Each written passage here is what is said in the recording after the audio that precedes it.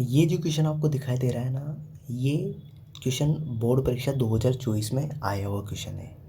ठीक है, अब देखो इस क्वेश्चन को किस तरीके से अपन करते हैं उसको समझना है आपको, है ना। आपको अच्छे से समझ में आ जाएगा, बस आपको पूरा वीडियो देखना है। ठीक है, अब देखो ये क्वेश्चन है कि यदि किसी त्रिभुज पी क्यू आर में पी क्यू का स्क्वायर प्लस क्यू आर का स्क्वायर वो किसके बराबर दे रखा है अपने को, पी आर स्क्वायर के बराबर हो तो कौन सा कोण समकोण होगा।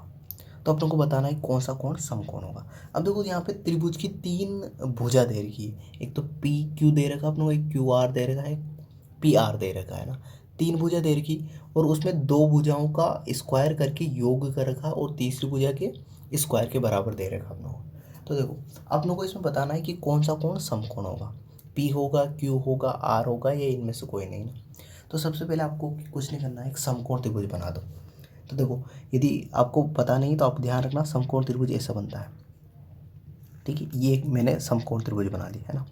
अब देखो ये इन दोनों को मिला दिया, ये समकोण है, ये 90 डिग्री का कोण होता है, इसको बोलते हैं समकोण। अब ये सबसे पहले मैंने इस सवाल को करने के लिए एक समकोण त्रिभुज बना दिया। अब मुझे बताओ कि इस समकोण त्रिभुज में ये 90 डिग्री का कोण है, इसके सामने की भुजा सबसे बड़ी होती है।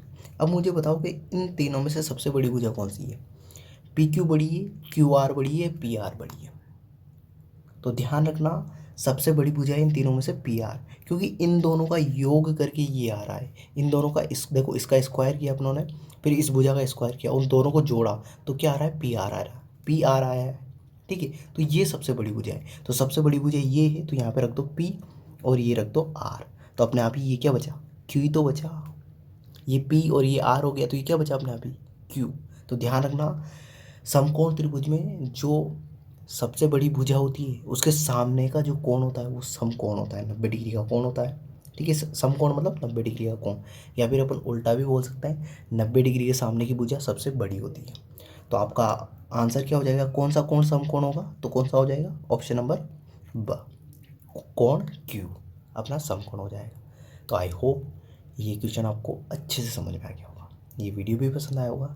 तो इस वीडियो के लिए इतना ही, अगले वीडियो में अगले क्वेश्चन के साथ मिलते हैं। Thank you, bye.